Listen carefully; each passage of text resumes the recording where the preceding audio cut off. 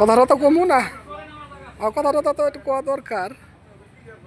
এই যে আমরা এখন মানিকগঞ্জ হরিরামপুর পদ্মার পার আন্দারমানিক আসছি।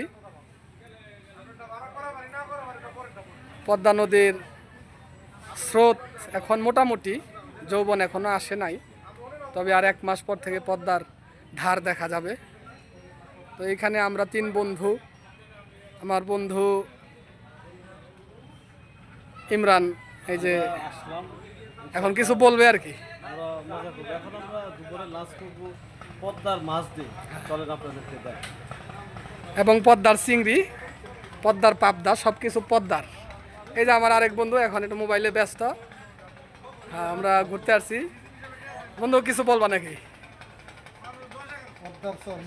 হ্যাঁ, তোমার কিছু বলার থাকলে বলো। তোমার এসে কেমন লাগলো? আমার কাছে তো খুব ভালোই লাগতেছে, কিন্তু আজকে একটু গরম বেশি, অতিরিক্ত গরম। তো এই হচ্ছে পদ্মা।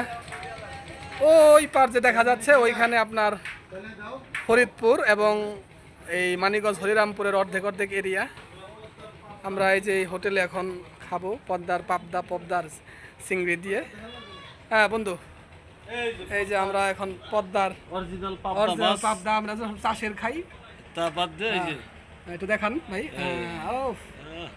সুন্দর। আর এই যে পদ্মার চিংড়ি ভাই একটু দেখান, একবারে রসালো। রসালো। ঠিক আছে, ধন্যবাদ।